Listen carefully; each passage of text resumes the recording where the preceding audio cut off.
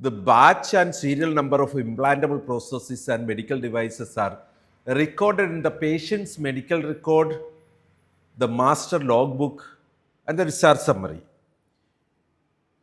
NABH നമുക്ക് തന്നിട്ടുള്ള മൂന്നാമത്തെ ചാപ്റ്റർ MOMൻ്റെ 10ാമത്തെ സ്റ്റാൻഡേർഡിലെ 4ാമത്തെ ഒബ്ജക്റ്റീവ് എലമെൻ്റ് ആണ് നമ്മൾ കേട്ടത്. MOM 10D കമ്മിറ്റ്മെൻ്റ് ആണ്.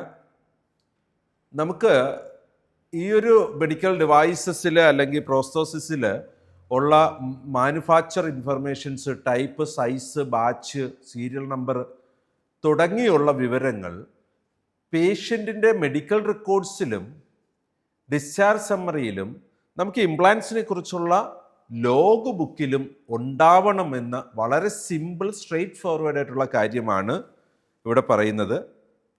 നമ്മുടെ മയോറ്റിയിൽ നമ്മൾ ഇംപ്ലാൻസ് ഉപയോഗിക്കുന്ന സമയത്ത് തന്നെ ഈ കാര്യങ്ങൾ അവിടെ നമുക്ക് മാനേജ് ചെയ്യാൻ പറ്റും.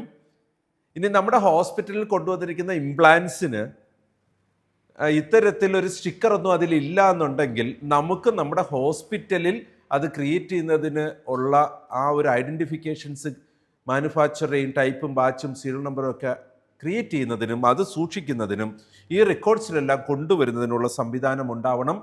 MOM 10D NABHലെ അനേകം സ്റ്റാൻഡേർഡുകളിൽ വളരെ ശ്രദ്ധയോടെ നമ്മൾ കൈകാര്യം ചെയ്ത ഒരു സ്റ്റാൻഡേർഡാണ്. ഇനി ഒരു ഒബ്ജക്റ്റീവ് എലമെൻറ്റും കൂടെ ആണുള്ളത്, അത് അച്ചീവ്മെൻ്റ് ആണ്.